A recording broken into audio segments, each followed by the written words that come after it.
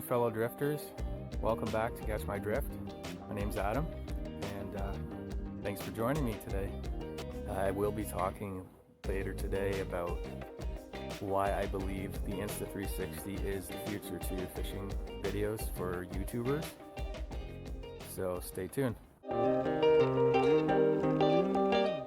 So I guess I'll talk about the first reason why I decided to move to the Insta360 One R and why I feel like it is the future for YouTube fishing videos or fishing videos in general. For me, I came from using a Gopro 3 Plus Hero Black, and so I was already looking for an upgrade. I was looking around, possibly like you are right now. You don't have an action camera right now, but you're looking for a good choice, a good fit for you, or maybe you have had an action camera and it's older like myself, and you just want to upgrade to something different, but you're not sure if you want to go to the latest GoPro or another manufacturer of action camera. And for me, I watched a lot of reviews, and that's how I found this camera here. So I hope that my video will maybe help you be able to choose better what sort of camera best suits your needs. For me, I wanted something that I don't really have to really babysit, you know, like with a GoPro, you just have a point of view, or you have to set it up in a specific area and hope that your action is going to be in frame. Whereas with this Insta360 One R mod that I'm using right here, you get a 360 view all around wherever you set the camera up. So I mean, I could hook into a fish downstream here where I'm pointing my rod tip, and I should be able to get that on the camera here because of the massive area that it covers. So you're probably a fisherman as well if you're watching this video, and it's probably intrigued you a bit. If you haven't already, check out my other video. It's the first video I made of actually river fishing for steelhead, and I think it is actually the first Insta360 One R steelhead fishing video out there, so that's pretty cool. So the other main reason why I ended up looking into the Insta360 One R for fishing is that it's a modular camera. For example, I'm shooting on the 360 camera lenses right now. I bought the twin edition, so it also came with the 4K, but there is also a 1-inch sensor that you can purchase as well. So that being said, the reason why I ended up purchasing this camera is because in the future down the road, when they come out with new upgraded camera lenses, you can just go ahead and buy that and then attach it to the rest of the Insta360 camera you already have. So that's a pretty sweet option, I would say, over having to go out and buy the latest, for example, the latest GoPro. And it seems like they upgrade them fairly often too, like maybe almost every year or every 2 years. So is it really worth upgrading every year or two for a new camera? Personally, I don't think so, but cell phones are like that too, aren't they? Number 3 would be the voice commands. It's something that this camera has that not a lot of people have really touched on, and you can actually use voice commands to record your videos and start or stop them.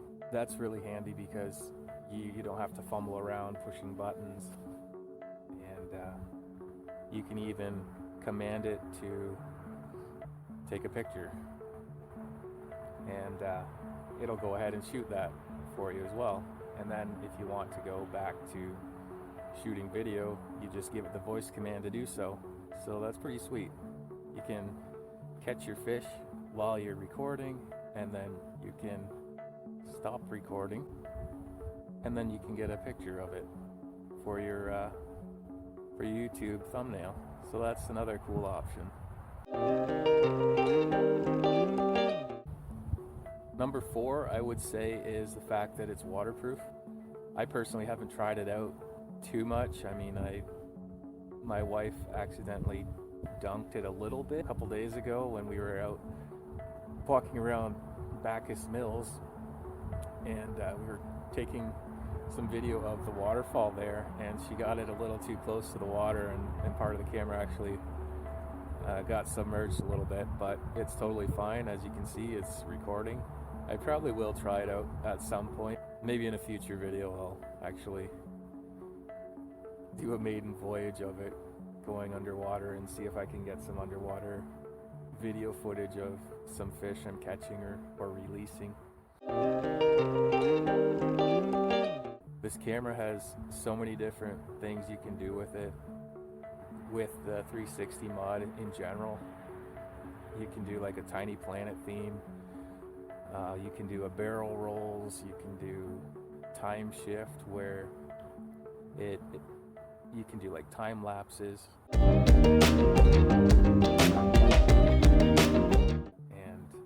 you can do like a clone feature.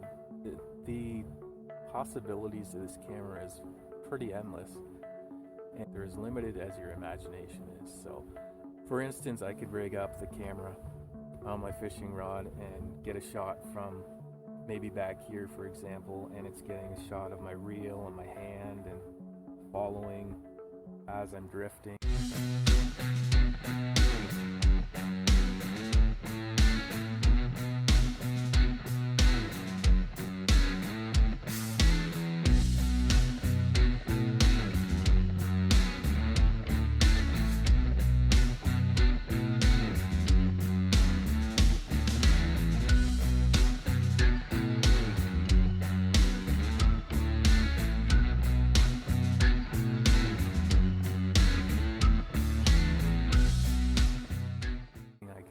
I could rig it up on my net. I could rig it up on a hat mount.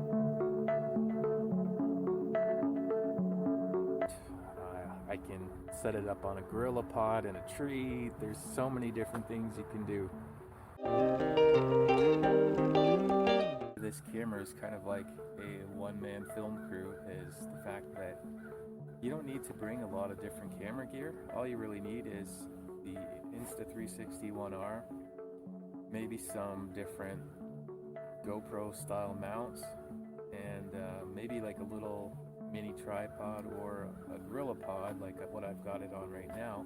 Whereas before, when I did go out fishing, I would have, a large tripod. I would also bring my Nikon DSLR camera and set that up at times.